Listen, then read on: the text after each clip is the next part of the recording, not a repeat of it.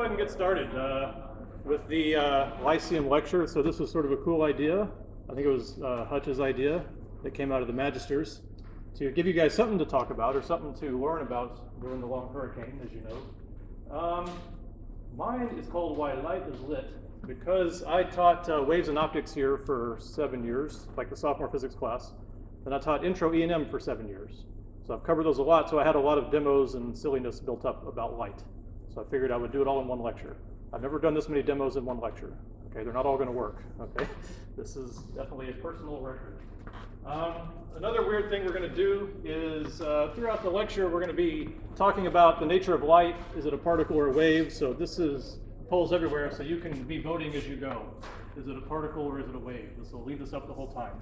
If you vote a second time, you change your vote, so you can update your vote if I convince you one way or the other. So it looks like right now we got a little bit more people preferring wave to particle. Interesting choice. Okay, so we're going to start a little bit with just stories about the ancient Greeks and what they thought about light. I can't really demo it because it's all wrong, and I can't tell you the physics of it because it's all ridiculous. But some of it is kind of entertaining and sort of sets the stage for what we're going to talk about. So here we go. So one of the first ideas about what light is Empedocles. Right? Going back to the Greeks, I think before Empedocles, people knew there was something like light out there, right? The sun was hard to look at, and then at night the sun went away and it was dark. But if you light a campfire, suddenly you could see again, and there were shadows. I mean, there was something out there that was letting you see. So there's some concept of light before Empedocles, but Empedocles is trying to explain it, and he says we can see because Aphrodite put a fire in our eyes, and light streams out of our eyes and it touches things. So light was supposed to be kind of like your sense of touch, or sight was a sense of touch, using something out of your eyes. And people immediately said, the Greek chorus is like, well then why can't we see at night?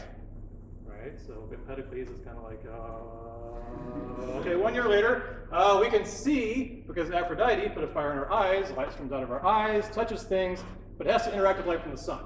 So there you go, right, it's all fixed, right? So now the sun has to be involved, but it's still light coming out of our eyes, according to Empedocles. It took 100 years for Aristotle to say, Aristotle who actually founded the Lyceum school, by the way, so there's the tie-in. Aristotle said, dude, no, we don't see anything, nothing comes out of our eyes, okay? We see because light comes off of objects to our eye, so our eye receives the light. And then he said something kind of weird, our eye takes the form of the object. He's like, if you see an orange, your eye turns into an orange.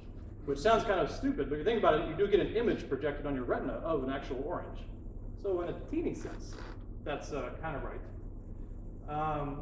Here is another quote by Aristotle about light.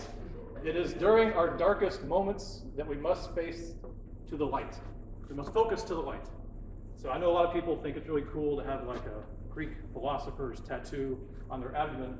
Unfortunately, this isn't one of those. This was from Aristotle Onassis, who was the founder of Olympic Airways in the 60s, and married to Jackie Kennedy after Kennedy died. So I don't know if she knows that or not, but let's not tell her or him. I haven't looked at that.